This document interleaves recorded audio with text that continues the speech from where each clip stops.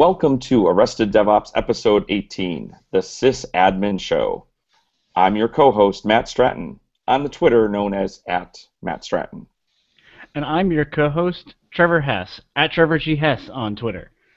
Arrested DevOps is brought to you by 10th Magnitude, a cloud services company that figures if you're listening to this podcast, then you must be pretty cool. You can find out about joining their cool cloud services team at 10thmagnitude.com. Also, don't forget that registration is available for the first ever DevOps Days Chicago. Arrested DevOps listeners can get 10% off their registration with the code ADO10. That's ADO and the number 10, like for 10%. Visit arresteddevops.com/DevOps Days Chicago for all the details. So if you guys remember way back in episode 3, so longtime listeners or new listeners, that was arresteddevops.com/3, we focused on developers. Now, 15 episodes later, we're finally talking to sysadmins, the ops in DevOps. So yeah, it's I'm pretty excited for this one. This has been kind of a Trevor. I know you just came back from vacation or something. You've been traveling. Yep. I'm actually not even in Chicago right now. I'm out in Newport Beach, which is where Arrested Development takes place. So there's that. So yeah, coming to you from the OC.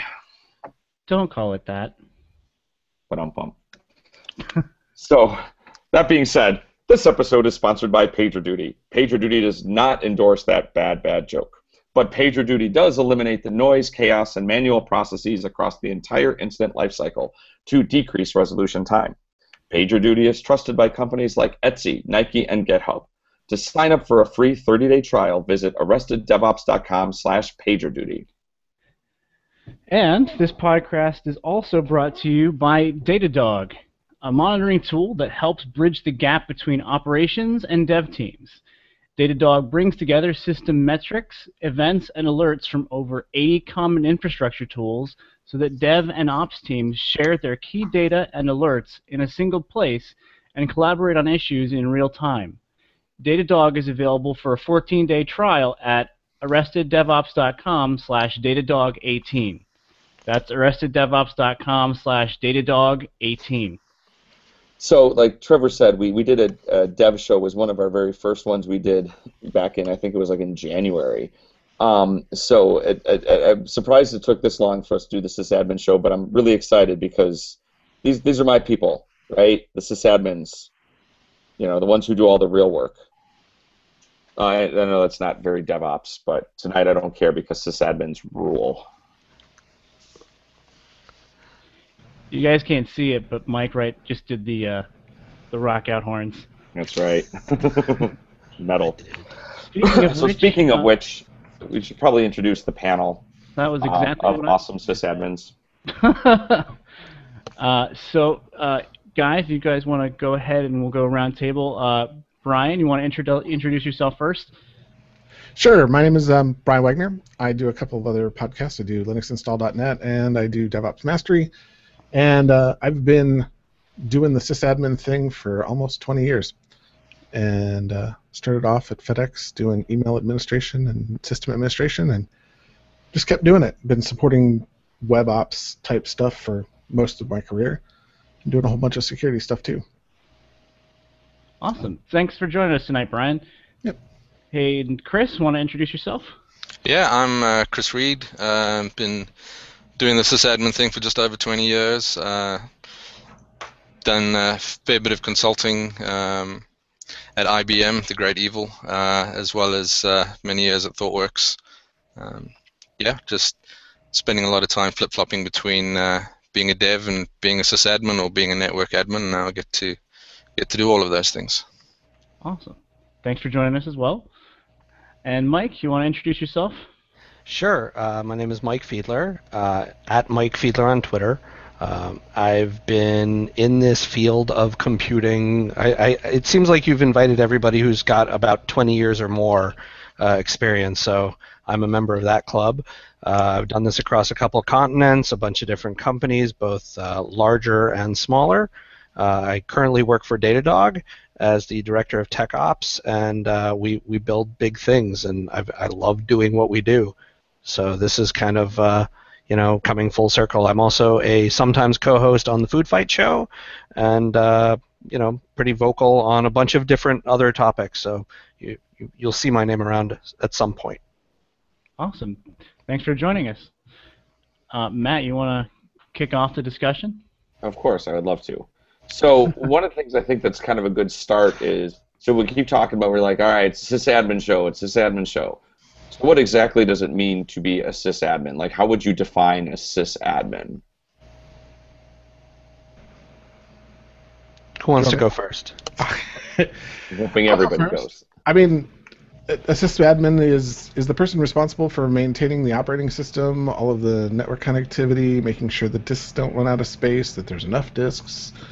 In a DevOps type way, we're generally the ones that have to figure out how to take the code the developers are doing and making it fit on servers, figuring out what size they need to be, that kind of thing. And pretty much just responsible for the care and feeding of all the virtual or physical hardware, depending on what you're talking about.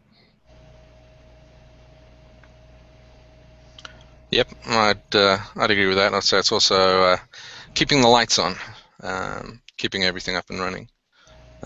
I think traditionally also it's always been, we take what the developers are throwing at us, and against generally the developers' best efforts, we make sure that it stays up and stays running. Something that I like to try and at least teach my PFYs when I've got them under me is to actually have the conversations with the devs as well and help them understand the concept of mechanical sympathy for what their code is having to run on, because sometimes they just don't understand the limitations of what's there.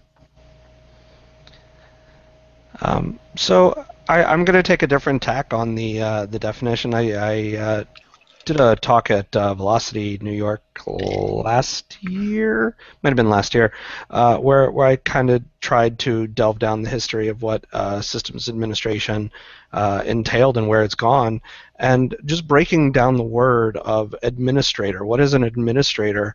Is someone who's typically tasked with managing shared resources for the better good of everyone.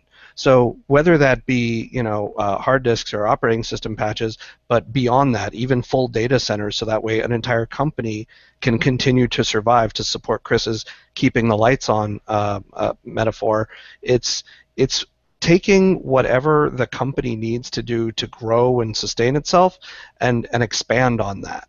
And if there are shared resources, then kind of manage the pool of shared resources and figure out what needs to be allocated when. That's a more touchy-feely description, but it's... I like it. Yeah, okay. I think it's interesting, too, to think about how kind of historically, right, like going from like the idea of computer operator to computer administrator, because I think about, or system operator, right, like, so think about kind of when I was coming up, and I think we're all kind of, again, around the same vintage, that it was sysop, right? Like, it wasn't sysadmin, it was sysop. It was, you were the operator of the computer, and it's I kind of like to think about, and again, right, like Mike, you were talking about where it gets into that touchy-feely. It's like where that evolution goes, a list more of the, I don't know. I'm just kind of curious what you think is the implication of that etymology word, that word change from being the operator of the machine to the administrator of the machine. I think there's a difference between the two. So my brother-in-law he is a sysop for IBM in the Global Mainframe Support Center in Johannesburg. And he is a sysop, and talking to him about what he does day to day, it's very much, are the batch jobs running? Is everything still up? Is everything going? And that's about as far as he gets to go within the hierarchy. He doesn't get to, understand or spec or do any capacity planning or, have a look at upgrade cycles or any of the kind of general stuff, which I think separates the sysop from the sysadmin. Sysadmin is, the more I think about Mike's definition, the more I like it, where it's beyond. It's that whole greater good, keeping everything going. It's that wider range. I think it's gone from the days where it was kind of possibly some kind of manager who was kind of allocating the budget to actually having someone who's looking after the systems and understands them technically, starting to specify these are the classes of servers we need for the workloads that we have. This is how we need to scale them. This is how we need to grow them. This is how far we can go with our current capacity before we need to look at better cooling, better power, things like that. Yeah. Yeah, and to go back to kind of like historical definitions, right? Some of the earliest computers had computer operators, sysops, or just computer operators, the people who moved the wires and plugged things in and then pressed a button to program a calculation that other people had designed, aka developers, in order to execute that kind of program and produce the results, whether those be lights being lit up, printouts, etc. And those were the operators. As it grew, as more and more operators and the programmers kind of merged, because we developed these higher level of abstractions of programming language to enable that interface to machines. Now you had a big computer room that had a bunch of fans and a bunch of tape reels that had a punch card thing. So the guy or gal, whoever was in charge of running that room, had to make sure that everybody got the right amount of timeshare at their university on this computer, that if the card feeder kind of broke down, that they knew how to change the belt or change the thing. And these kind of skill sets have changed over time to map to the technologies that are in play, but the actual practice of balancing the needs versus the supply and demand, really, of what we have is always been the systems administrator role.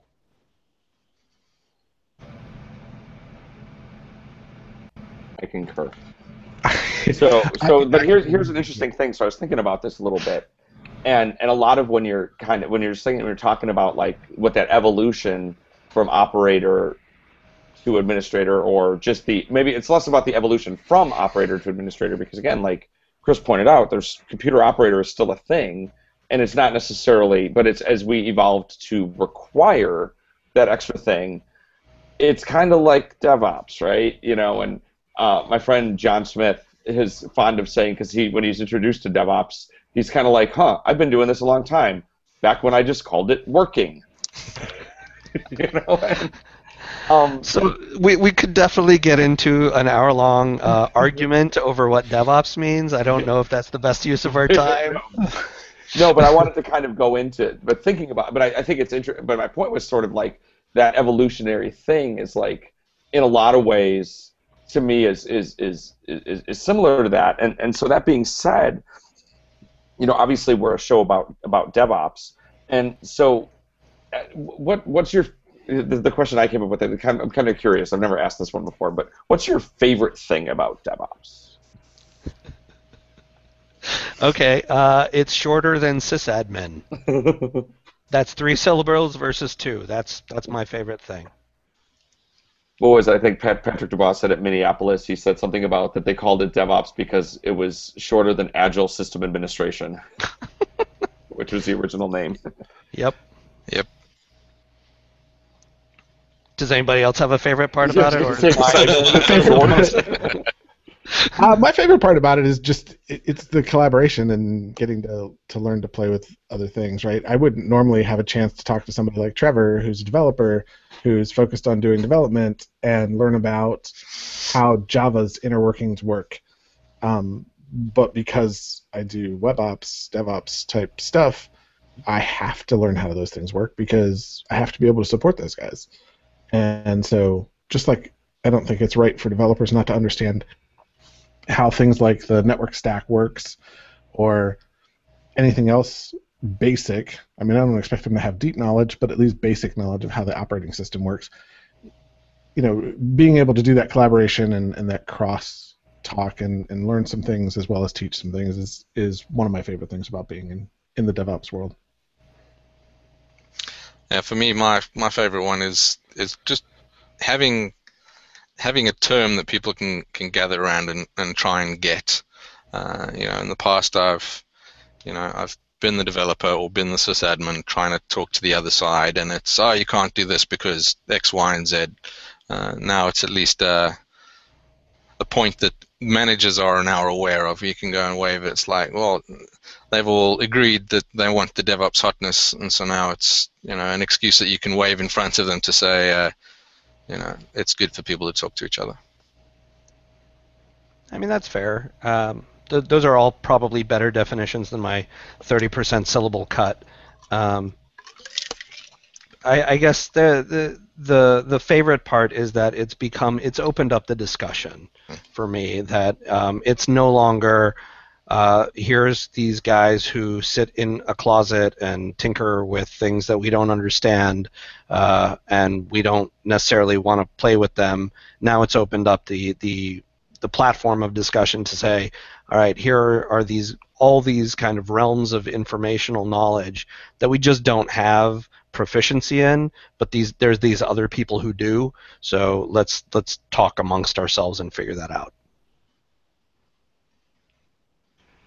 And just to go on and build on that, it's also that tearing down those walls. I mean, I don't know about you guys, but when I started off doing the thing that is now DevOps, but when I was doing it before, it was pretty much developer create code, developer hand code to sysadmin deploy code.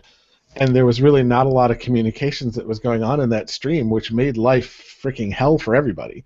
The developers were never happy because they never had what they needed. The sysadmins never knew what anybody wanted, but they just knew everybody was pissed off at them, and shit ran downhill, and they were standing at the bottom of the hill to catch it.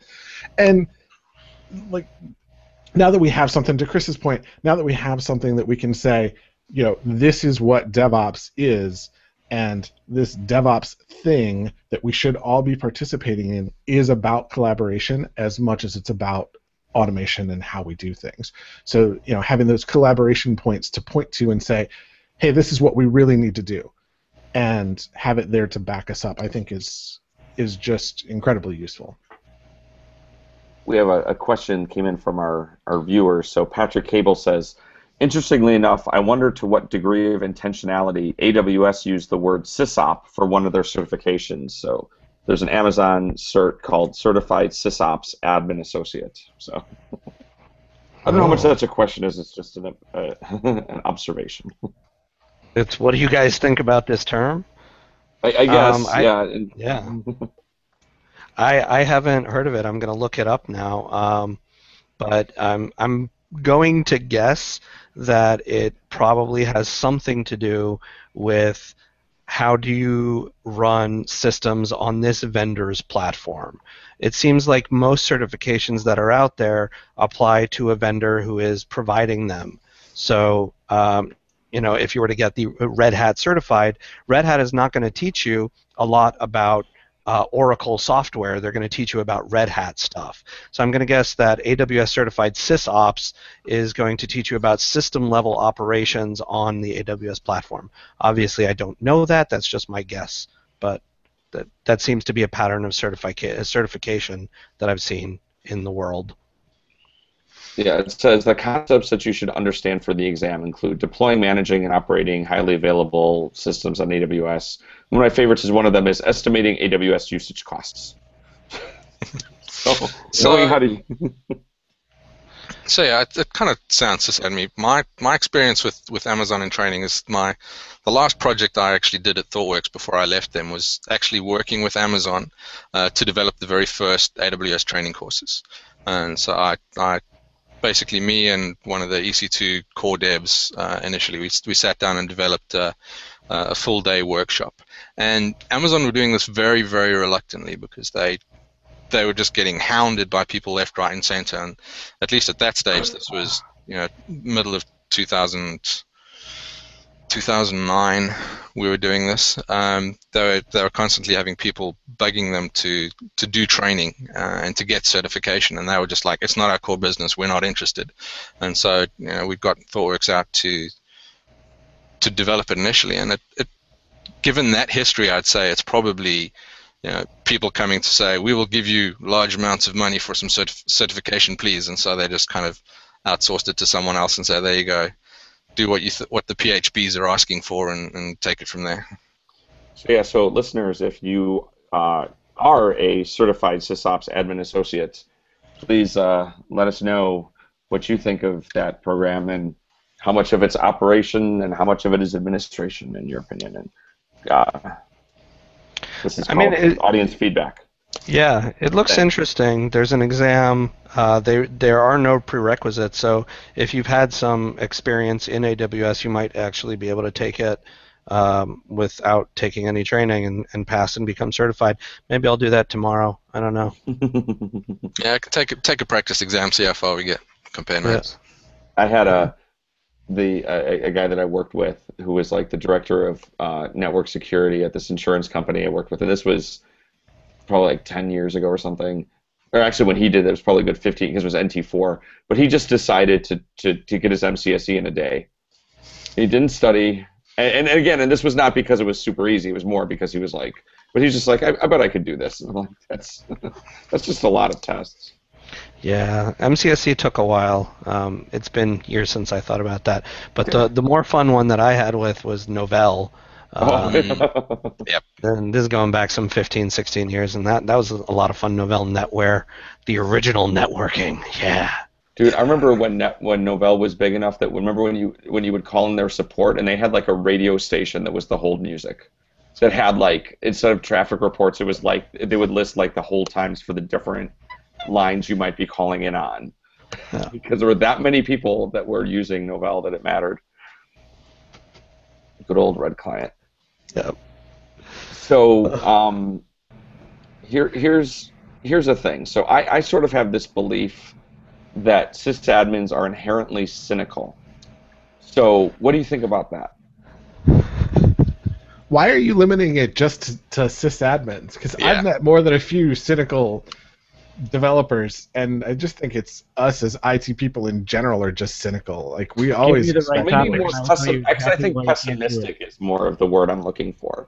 Like I feel like the shops I've worked in the sysadmin teams I've worked with or had working for me, we tend as a breed.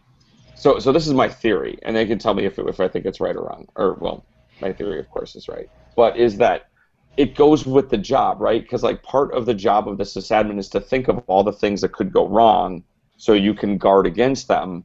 And if you're doing that all the time, you start to see shadows everywhere, right? You know, I don't know. I just feel like it's like when I was running like the last team that I ran, like the thing I would say all the time is, okay, look, I know you guys can think of 100 reasons this won't work. Let's just make believe it will.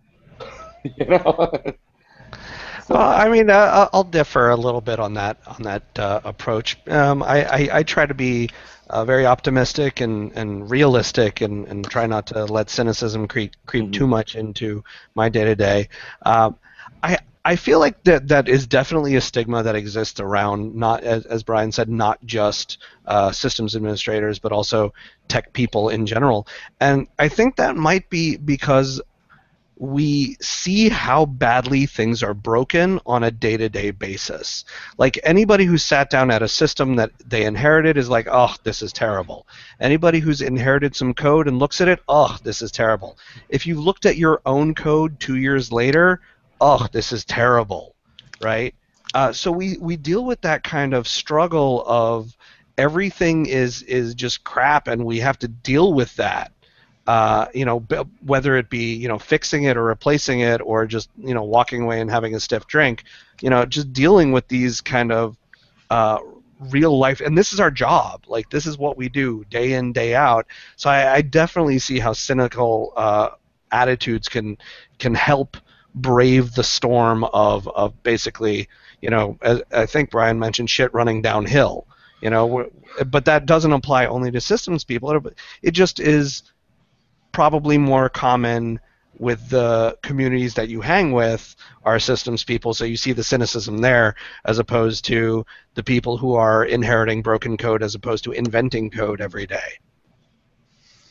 Yeah, there's a slight theory I have carrying on with that is part of being the ones at the bottom of the hill to clean it up. We've got no one else to pass it on to, so you kind of have to vent back up to the rest of the world that it's all broken. Try and kind of aim the fan to spray some of it back up. So I wonder. I guess my other part of that too is it's a matter of And it's funny, it brings to mind that this part in High Fidelity when he says, what came first, the music or the misery? And so it's like, what came first, right? The system administration or the pessimism? And by that I mean, like, is it a thing that you develop because of, like, like you said, it's because you're cleaning up the messes a lot because you're seeing it, because you're in it?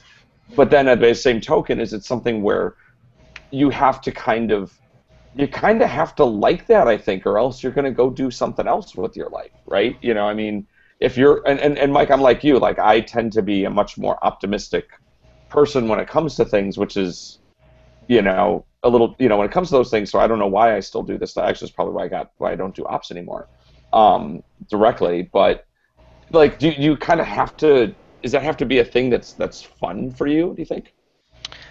So I think, we're in this field for a variety of reasons. Like, everybody has come to systems administration through some path. Like, nobody studies computer science and is immediately a systems administrator. In fact, very few people actually follow that path. We all are drawn to this through some sort of personality trait or kind of curiosity to see behind the ether. Maybe some people are on control power trips. But like you said, Matt, like, if you don't like it, then you go and do something else. And like Chris, you've been doing system stuff, you've been doing development stuff. Now I kind of straddle the line. I do a lot of coding, but it's usually infrastructure-focused coding. So it's you kind of have to find where you want to go, and then that's the part that you enjoy about it. If you don't like it, what was it? There's a popular Ignite and series of talks by Nathan Harvey about quitting your job. If you don't want to do that because you don't like doing that, somebody else will hire you to probably do stuff that you want to do. And if you do it, you'll do it better. I mean, for me, it's the having to put up with the stuff breaking and the pain and suffering is to me, it's just a side effect. I do it because there is the joy in seeing a perfectly running system under heavy load doing what it needs to do, and users not noticing that it's there. Yesterday we did a cutover of one of our big data systems, and we flipped it over intraday while people were using it, and no one noticed. And it's that quiet, no one noticed that fills you with the most joy. That's like, yes, we did this complicated thing and no one cared, and that's where the joy comes in. I think the key thing for me is, I agree with pretty much everything you said there, Michael, except for the guys that are in it for the power trip are the guys you must be scared of the most, and try and get them wheedled out as fast as possible, because they are the ones that cause the most pain and suffering for everyone, because they enjoy the pain and suffering that others endure due to them. Hey, I didn't say that that everybody in this field is perfect. There's a lot of different types, but like you said, yeah, having people not notice what you do. So I tossed in a link that will go in the show notes. This is a group of guys who change a tire on a car while it's up on two wheels, and they change a flat and replace a tire. That's how a lot of like live operations. It feels like to me. It's you want to keep that car going, and there is definitely a thrill there of being able to do this live, and sometimes go out, hang out with some friends, and be like, hey, guess what we did last week? We yanked out 15 different components, and nobody knew. Yeah, that's exactly it. See, you guys are talking about it from that end, and I'm sorry. I'm going to go back into this cynical thing, but I'm so used to getting dumped on, right? I would get stuff. Sorry, Trevor, but I would get stuff from really wonky developers who really probably shouldn't have been developing code, and would throw it my way, and I would put it on systems, and it was like, wow, what can we write that's going to make this system stay up long enough for them to figure out what the bug is so that they can fix it, but we won't impact production. And that whole rush of just, can I beat the really bad code I just received, or the latest Microsoft patch that's decided to totally screw up IE and have it flood with all kinds of other stuff it was never supposed to send, and it's really messing with the code? And can I beat those problems back and nobody knows? Because to me, like you guys are saying too, like you're failing as an ops person if anybody notices. Is kind of the way I feel. Like if you notice that we had a problem, then then I feel responsible for that, and that's why I want to try to prevent. And it's that rush of trying to beat the system and make sure that I can keep it up and come up with a solution that's going to work without putting the company out of business because we're going to spend so much money. At the same time, not allow people to actually use whatever systems we're talking about.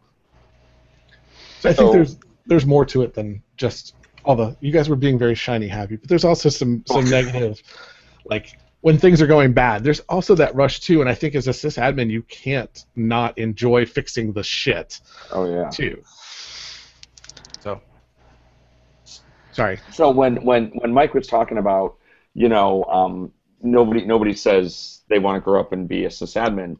So that was the thing. So in one of my last jobs when I was at apartments.com, I kind of started this intern program in our tech ops. And for the first few that I did, it was really, really hard. It was a really hard hire to hire a kid that was in school to come do tech ops. And what I'd have someone who was like studying to like do application development or project management, or they want to be, this was sort of like, okay, here's a thing I can do where I can go get a little bit of experience. And then this dude came in and interviewed for one of the slots, and I was like, so what is it you want to do when you grow up? And he's like, I want to be a sysadmin. And I was like, bullshit. No, tell me the truth. I'm like, you just kissed him. He goes, no, this is what I want to do. And I was like, I hired him, and dude was like the best hire I've ever had. This was a couple years ago, so I mean, he just finished up school. He is a DevOps engineer now at a gaming company in Chicago and making more money than I made when I was like 38, which was a year ago. I just realized. So maybe not 38, but You made that sound like so long ago. Like, yeah, I was just sort of saying numbers. I've been up for like 36 hours at this point now. Or 38 hours. Yeah, exactly. But yeah, it was just, and it was because, and so what made him an awesome intern was that he would do anything, and it wasn't like just whatever, because it was interesting to him, right? It was like, oh, cool, I get to go do this. And I remember talking about, he'd be like, yeah, and like he'd be like in a class in school and they'd be talking about virtualization, and he's like, dude, we just completely migrated our entire virtualization at work, and you guys are just talking about it and I'm doing it. And I think like that's a rare thing. Like I feel like a lot of us got into this side of the world not necessarily on purpose. So when someone really wants to do it, we kind of, I think at first, I don't know, for me, I have that reaction like I had, which was the for reals, just because I think it doesn't occur to people as a choice. Maybe more now than before. I don't know. So part of the problem that exists in the world is that it isn't a profession that's visible or like shown to younger people as this is an option for you. People hear about, I could go be a doctor, I could be an accountant, I could be an architect, I could be a fireman, but nobody really hears about systems administrators. There was a systems administrator in a movie that was played by Jack Black, whose last name was Fiedler. The character's name was Fiedler. That's why I remember it. But he was a systems administrator, enemy of the state. And I was like, wow, there's a sysadmin in a movie. Like that is new to me. And yes, his name is Fiedler. Yay me. But it was just exciting that this is a niche of the technology world, which, if you really think about it, is kind of foundational. Again, like somebody mentioned earlier, maybe before we were live, like characters are like, in some TV shows are like, you don't know what we do? We build the internet. We make all of those fancy things that you love to poke and click and point and apps and downloads and likes. We do that. This is what we do. We build that. Maybe not for a service or a company that you're actively using right now, but at some point in kind of our history, we're helping you do what you want to do from, again, behind the scenes. And I think Matt's probably, at least in terms of sysadmins that I know well, Matt's probably the closest to a pure sysadmin that I've ever met. Wow, that's scary. Is that a compliment or a... No, it's not meant to be detrimental in any way, but to kind of highlight this, I think I'm by far the youngest in the room. Growing up over the past 20 years, as opposed to having worked for the past 20 years, everybody I know who maintained systems was also a developer. So every system administrator in the school also taught the programming classes. I know a person who works for a naval shipyard as a systems administrator, but he also runs all the development network at the grade school I used to go to. One of the best programming teachers I had at Columbia is also the system architect. I can't think of anybody. Matt codes for Chef. I can't think of anybody who's a pure sysadmin and doesn't do code also. Well, Trevor, I think this is the reason why. I wrote an article a few months back on DevOps Mastery saying basically in 5 years, if you aren't scripting, then you aren't going to have a job as a sysadmin. And the shot across the bow on that was Microsoft saying, okay, that's it, we give up, we're not doing a GUI anymore, and we're going to ship 2012 without a GUI.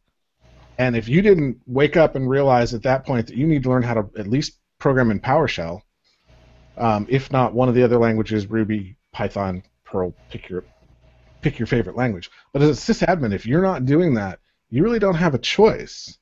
Because I have a feeling maybe not the next release of Windows Server, but the one after that, there isn't going to be a GUI option. They're going to expect you to move that over. And a lot of that has come from Azure and Microsoft learning that, hey, you know what? It's really hard to do a GUI across the internet. And being able to run scripts and shells is much more efficient and much more consistent.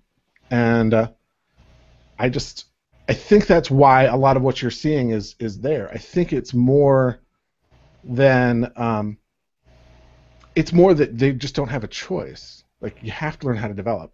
And I actually pulled a developer into my team when I was a team lead.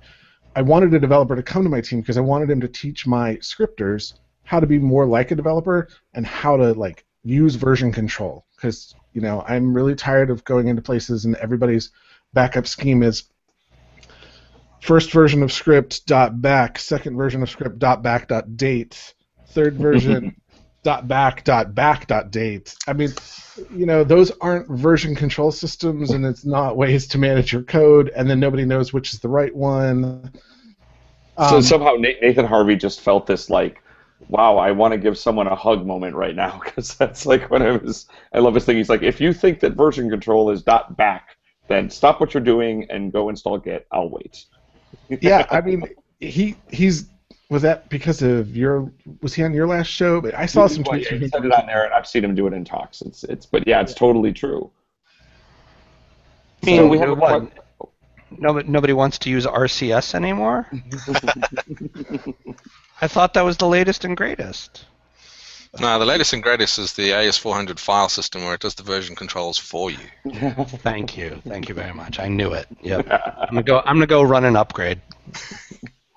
So a question from our listeners. So I'm gonna butcher this. Matteo Sao Franco says, how many of you were introduced to the notion of an admin or a sysop from the BBS days? So let's really blast from the past here. Oh yeah.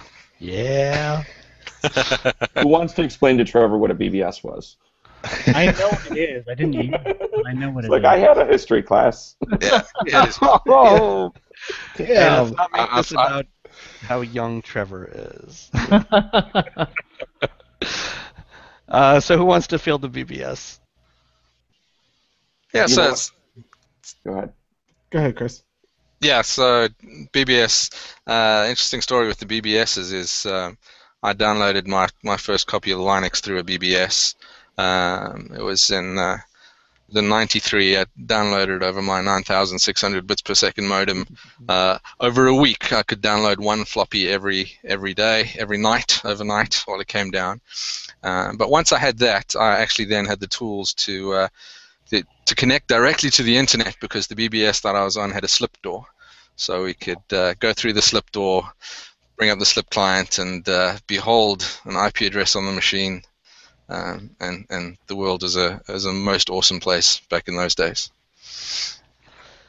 So, did you ever run your own BBS? I did try and run my own BBS for a little while, and then I actually went and started doing work for one of the local BBSs down the road, who became one of the big ISPs around. And when they built their new offices, they had their modem banks in a glass room right by reception, so you could walk in, you could see all the lights. It was fantastic. Oh, those were the days. Yeah, I ran a BBS back probably in 92, 93, and I could only run it at night because we only had one phone line, and so it would be live from, I think, about 10 p.m. till 6 a.m. Otherwise, my mother would be upset that I was running up a phone bill.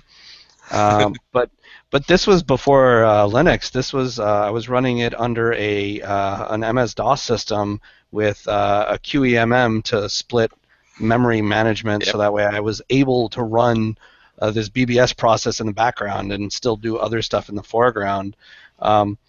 Like, I remember kind of being amazed at our Golden Mail kind of network route, where it took 3 days for somebody to get a response to get your email, and it was so exciting when they did. Because that was faster than snail mail. Now, if it doesn't happen in 10 seconds or less, oh my God. Yeah. I had a FIDO net address, but the joy was the same. Oh yeah, FIDO. We had in my college, we didn't have a direct internet connection, so it was like UUCP, right? It would dial up and do UUCP to pull mail down from somewhere else, several times a day or whatever, and you just this deluge of email all at once. Did you guys have BitNet and JNet too, which were other university-only inter mainframe connections? Because that's what Kent and I think CMU had BitNet addresses, and some other schools in Ohio had those addresses too. Didn't take quite that long, but yeah, for me, I was a user and abuser of BBSs. I didn't really ever try to admin one, and I got lucky because in Ohio, Case Western Reserve set up one of the first free nets, which was supposed to be a whole community thing around that, and it was all text-based, but it came out kind of too late. The internet started to take off right about the time it came out, so it kind of got crushed by the internet. So, Brian, I'm curious. You said that you were a user and abuser of BBSs. Sure. Did you ever get caught by an admin? Did you ever have your account locked out or get a nasty message? I became friends with a lot of admins because of that. Yes, they would, just, hey, look, you're only supposed to be on for so long, and you figured out how to get around it, and I'm like, well, and then we would go out and hang out, and everything would be cool. But I would be locked out for some point in time. A couple of them just didn't like me, so yeah, they kicked me in. There were so many at one point that it didn't really matter. You just bob to the next. Yeah. Oh man. So one of the questions we got. So Alex Howells at Nick's Geek, his question to the panel was, how often do you think, fuck it all, I'm going to be a plumber or an electrician? That's a good question. So I probably started out with a little bit of electronics and stuff before I got into more computing, just because that was available. I always had a computer at home. My dad worked as a software engineer, so I was lucky in that respect. But the school work and courses did not have any computing where I was, so it was more about electronics. There's something very satisfying in working on something with your hands, seeing the physical manifestation of something work. And in this day and age of cloud computing, who knows if you're ever going to touch hardware again, if that's what your company uses. So there's something very cool about that. But I don't come across the desire to change professions because I think that overall I'm pretty lucky where I am in this field. I get to play with some of the underlying technologies of everything, and you know, an electrician or a plumber feels so constrained compared to what I get to play with on a daily basis. Yeah, I enjoy the electronic side of things, and thankfully, at least, we I still look after a lot of metal, and so I get to I get involved with a lot of the electrical stuff. It was actually about 3 months ago. Our data center guys came to us and said, yeah, we just realized on one of the PDUs on your cabs that you're running at about 115% of the rating on that thing. So it was a 3-phase coming into the cab, and so we had to add an extra phase and rebalance our systems on the fly. And so it's, I still enjoy this. There's definitely that physical manifestation. Whenever at least when I was younger, when I had a full-time dev job, that's what I missed the most. I missed going into the server room and actually, having a look at sorting out the cables or figuring out where we can add capacity or what was going on. Just seeing the blinky lights makes me happy. It's funny, to watch the hip chat conversations in Chef when someone goes to a data center for some random reason and then just starts oh my god, it was so awesome to see racks again, because you're so, and I did this. We had when I was at 10M, just as a gag, because they're a cloud company, right? So it was they were doing some giveaway thing at some career fair, and we're like, do we have and I had an old server, and I was like, here, you can have it and see if people can guess how much it weighs, and if they win a thing. And so I brought it in. It was this G5 DL 380, I think, or something like that. And I swear to God, it was freaking drooling, because I'm sitting there going, oh, they're so pretty inside. Because I still love the way Reliance are designed, And I swear everybody else in the office was like, seriously? I'm like, yes. You don't understand. You're developers. It's only a matter of time. I think Chris was saying earlier the company had the servers out behind the glass so that everybody could see them blinking. Yep.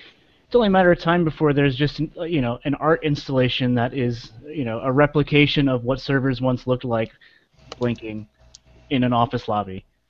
It's just a half-inch facade of what once was. Well, not for nothing. A few years back, I was in London. I dropped by the Museum of Science in London, and they had a whole setup of what was it, home computers. And my first computer, the TI Texas Instruments 994A, was powered up behind that glass. And I was like, okay, now I'm a dinosaur because I'm in a museum with everybody else. Oh, no. Yeah. But considering that in the device that you have in your pocket, the iPad, the computer that you have today, is so overloaded with yeah. Yeah,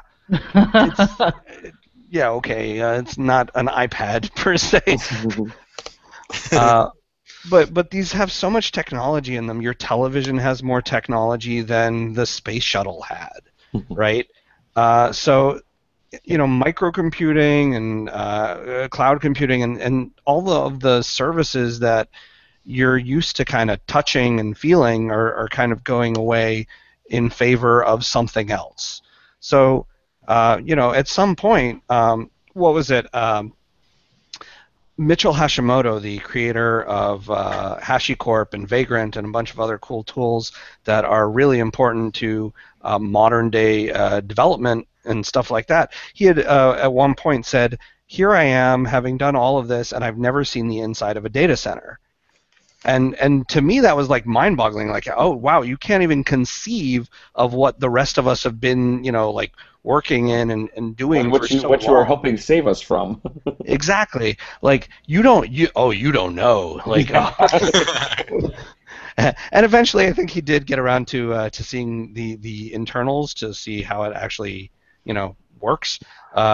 But it was just mind-boggling that in 5 to 10 years, you may have the kind of specialization in the field of technology where the only people who see inside of data centers are people who solely work in data centers, kind of like the only people who see the inside of the sewers are the people who work in the sewers. Like it's turning into that specialization field over time where, Matt's desire to kind of like sit there and drool over a ProLiant server is going to be foreign to more and more people. I had a really interesting thing. So, see what you guys think about this. So when my tech screen for sysadmins, when I was at apartments, like my softball question was like, describe raid levels to me, right? Tell me about different raid levels, because I figured I wanted to start with something easy and blah blah blah. And I get so many people that couldn't do it. And at first I was like, oh my god, who are these people that think they can come do this? And I was like, you know what? There are people that are really good sysadmins who live in a virtualization world and they don't touch hardware, but they're good at managing system. It's like, to me, I was just like, oh my god, how can you possibly, not know that? And it's like, you actually could be really good at what you do. You could be a really good admin and not know that kind of hardware. And then this was like a huge conversation. I feel like, Trevor, we've talked about this on the show too. Have we? I think on some level. I talk about it a lot. I think. Oh, we talked about it on the Dev Show. Full circle. You planned that right? one. Yes, it's like I did it on purpose. Yeah. So before we move into our checkouts, I want to go around and your best scary war story. What was your best story of when you absolutely crapped your pants as an admin? So, Mike Fiedler. Oh, me first? Oh, I got to come up with one of the worst. So this it's not the worst, but it was pretty weird. Where we've got everything running in a data center that's all managed and cooled and everything like that, and one of our core mail servers just bombs out. It's gone. Can't hit it.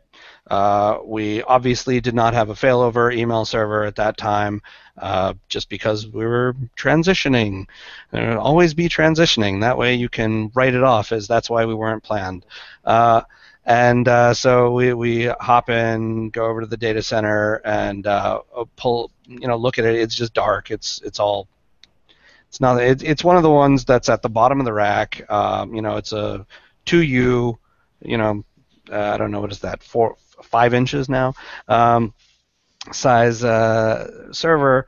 Pull it out and pop it open, and there's a dead mouse inside there that had apparently urinated on the motherboard and shorted it all out, and that's why we lost it. And it was like, oh, well, not a quick fix here. Got to order a new motherboard and power supply and get all that replaced. Ugh. It was not a fun thing to find. Chris Reed. Yeah, my one's actually also email related. I think it was. Go figure.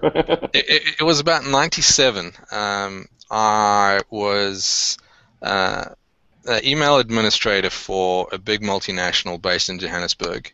I looked after an MS Mail 3.5 system running on NT351, and had a couple hundred. Well, actually, we had about I think it was about 20 mail servers spread. One was as far away as in Hong Kong on the back of an analog leased line, and all the internet email, came through a little Spark Station Classic that we had sitting on the back of our 64K line that everyone used for the internet, and that was down, and so internet email wasn't working, and I was working in the head office, and a whole lot of people had been bugging me for when's the email coming back, and it's like, we're waiting for the telco to come and bring the line back up. And so eventually I'd gotten fed up with people coming to ask me, so I decided to send an email to everyone saying, listen, there's a problem with internet email right now. We're waiting for the carrier to come and fix the line. It'll be back. Now, we had about 6,500 mailboxes in the system, so I just went MS Mail. I kind of the very first, I think it was probably one of the precursors to Outlook. It wasn't the full-blown MS Mail client. It was one of the newer ones. And I just said, right, everyone in the address book to the to address, click send, go. And then maybe about half an hour later, the IT director comes screaming in to the room saying, "Who let this fucking cowboy loose on my network?" screaming and shouting, because what had actually happened was that there was a bug in the older MS mail clients where if the to header was bigger than 64K, the mail client would just segfault.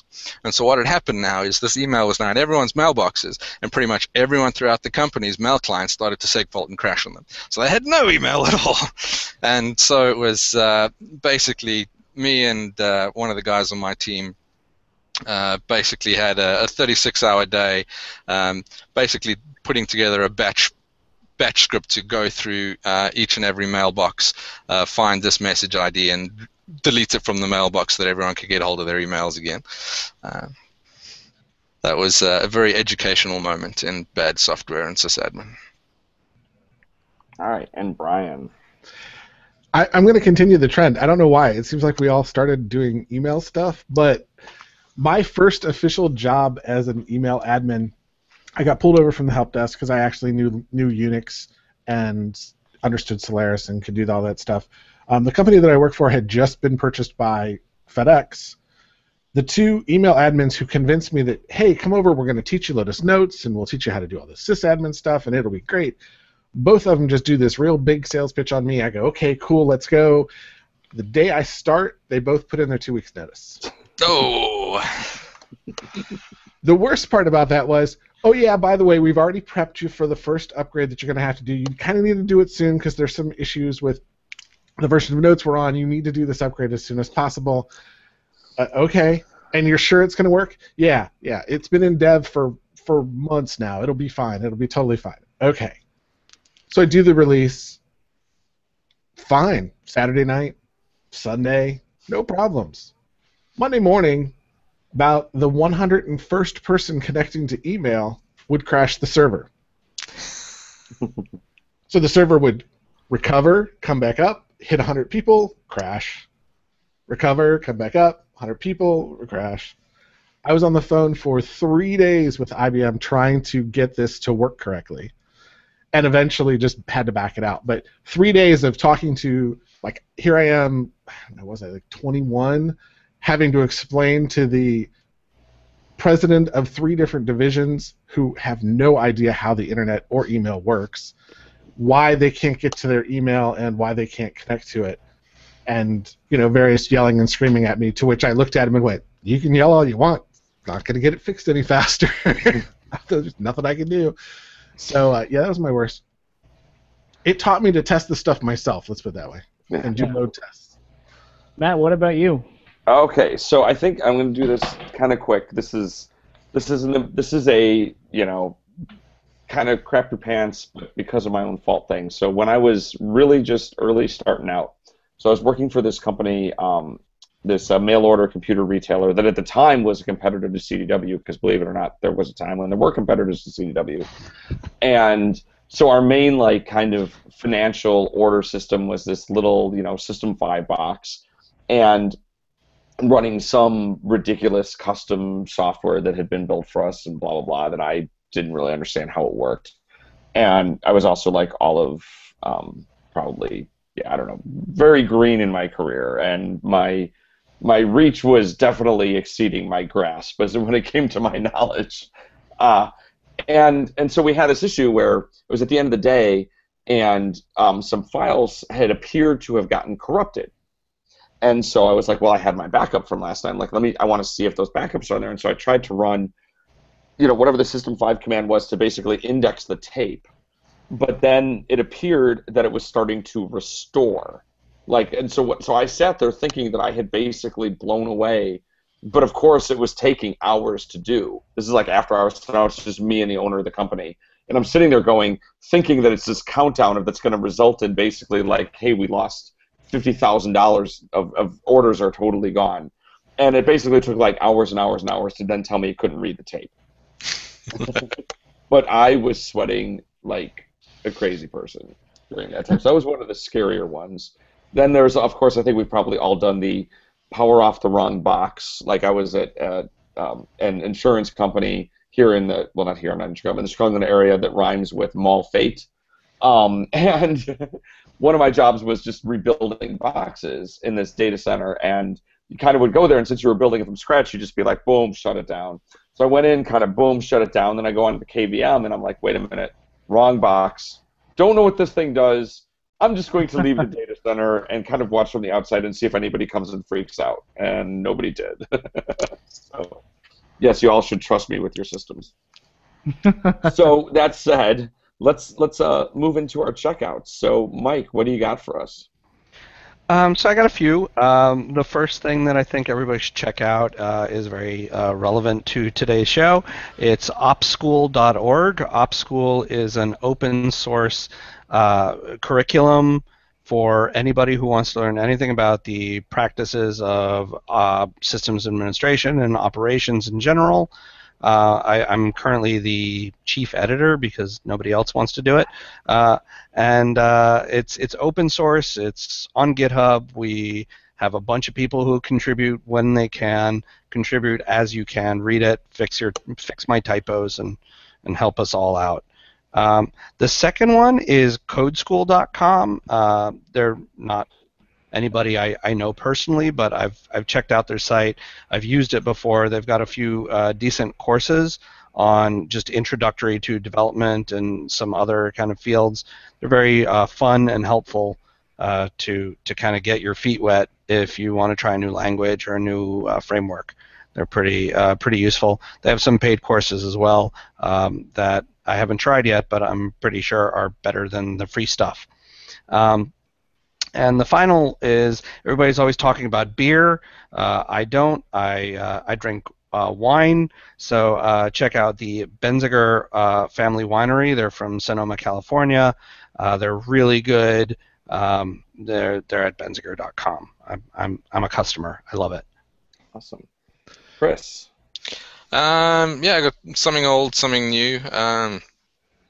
Something old to look at, which I've recently been getting a lot of mileage out of is the IMFile plugin module for rsyslog.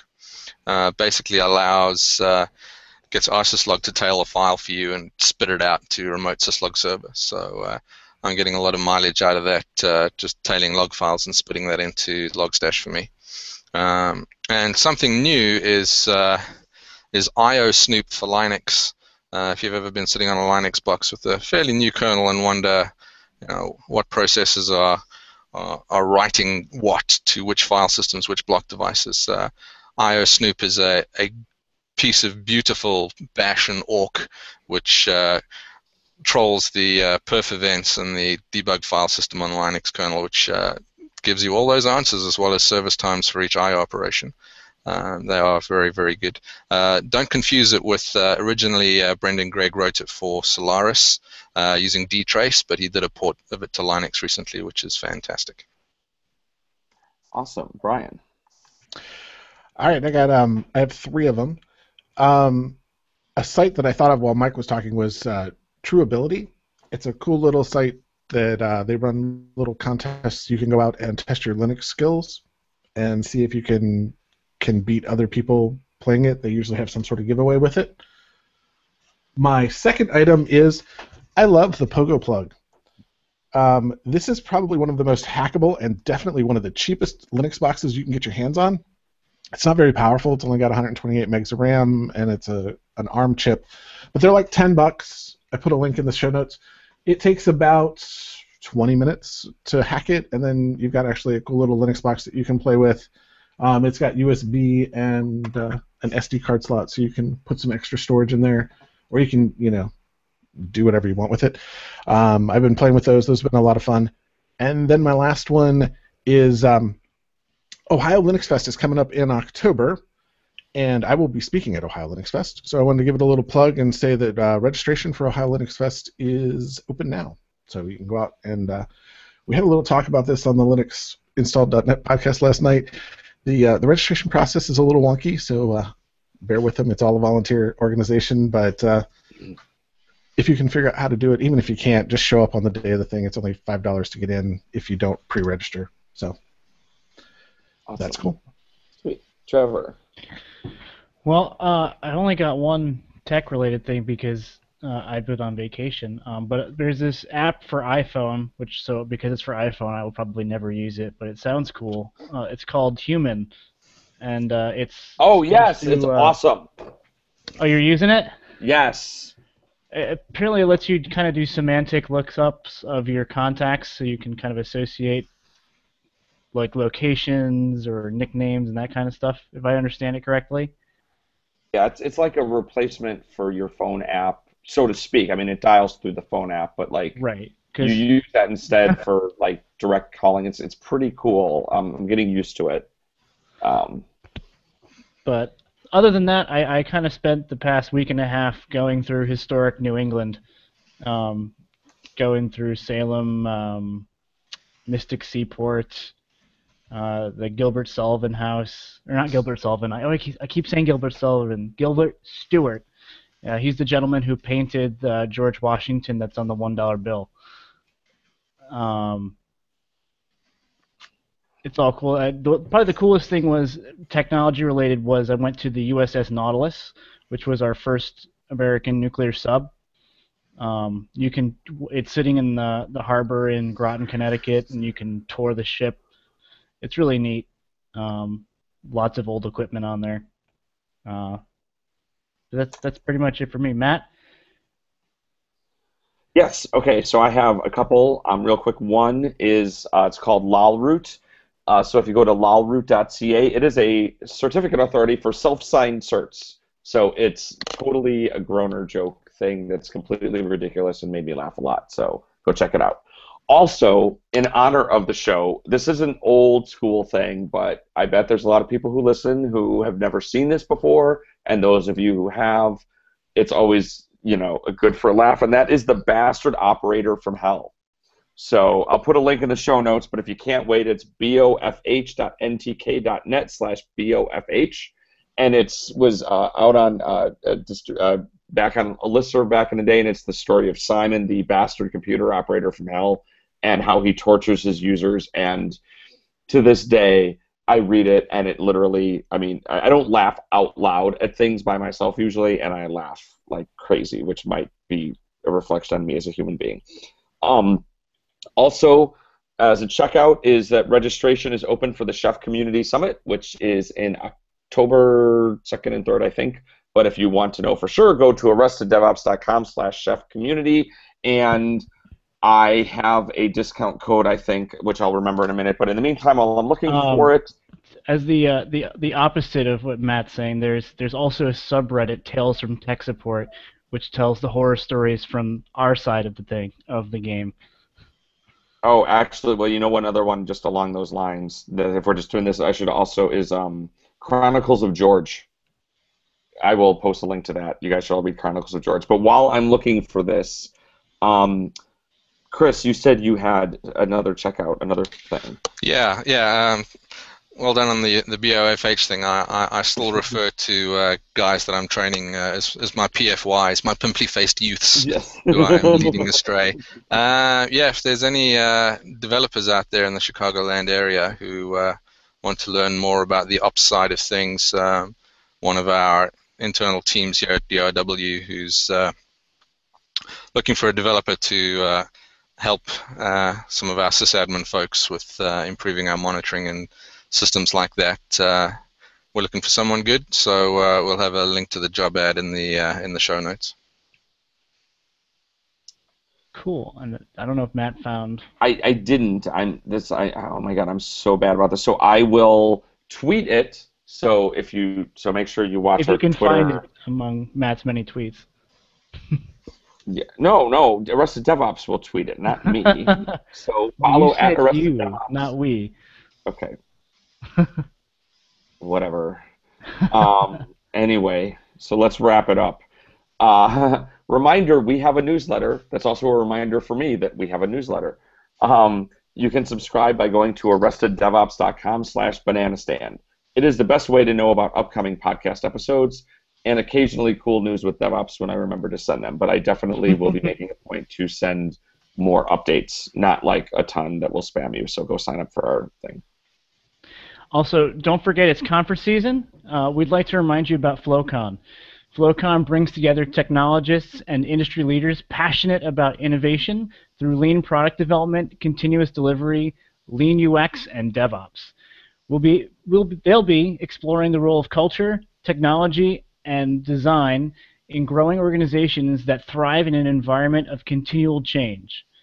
They'll provide inspiring and actionable information for key decision makers responsible for products and services that depend on software. The full program includes speakers from Google, Netflix, Heroku, Nordstrom, SoundCloud, Macy's, HP, Joyent, ThoughtWorks, and IBM. The second day features an open space unconference and workshops from Don Reinerstun, Mary and Tom Poppendick, Whitney Johnson, and Sarah B. Nelson. Use the special promo code ArrestedDevOps50 for $50 off at ArrestedDevOps.com/Flowcon. That code was ArrestedDevOps50, and the website was ArrestedDevOps.com/Flowcon. Also, the O'Reilly Velocity Conference is happening September 15th and 17th, September 15th through 17th in New York City, and it's the place where DevOps, WebOps, and performance professionals from Fortune 500 to exciting startups gather for a legendary learning and networking experience that explores why a faster, stronger web is no longer an option but a necessity. Hear from the best speakers in the industry who will delve into topics ranging from hardcore math and stats to monitoring, clustering, analytics, and organizational culture. Attend Velocity and you'll view your work, the technologies you use, and your organization in completely new ways. Use code ARDEV20 to save 20% at ArrestedDevOps.com/VelocityNYC. And as Matt and I are both forgetful, I should also mention that Flowcon is September 3rd and 4th. So it's coming up pretty quick. Oh my God, do we not actually say when it is in my spiel? Nope. Well, now you know. Yes. And so thanks again to our sponsors, PagerDuty and Datadog, and to our loyal listeners. If you enjoy Arrested DevOps, we'd appreciate it if you go to ArrestedDevOps.com/iTunes and leave us a review in the iTunes store. We've only had a couple, I think. Matt, have we had recent reviews? You're on iTunes. We haven't had anything recently, so we could use some more. If you write a good one, we'll read our favorite ones on episodes, or hell, any of them at this point. We want some love, guys. Come on. Thanks to Mike, Chris, and Brian for joining us. Thanks, guys. It was great having you on the show. Thank you, guys. Thanks for having me. Absolutely. Be sure to check us out at ArrestedDevOps.com or at ArrestedDevOps on Twitter. We are always happy to get your input, ideas, or feedback at shows@ArrestedDevOps.com. So if you have ideas for upcoming shows, let us know, or just thoughts, 2 cents. And this is your lucky week, because lucky week, I don't know, but we're going to have a whole other episode next week because calendars are hard. So join us next week at 7 p.m. Central on Thursday, August 28th for Dev to Ops. So we're going to be talking about people who made the transition in their career from being a developer to moving into more of an operations role. The URL for the show is ArrestedDevOps.com/19. So as always, I am Matt at Matt Stratton. And I'm Trevor at Trevor G. Hess. We are Arrested DevOps, and remember, there's always DevOps in the banana stand. And Matt's going to burn down the banana stand while he's out in the OC. Yeah.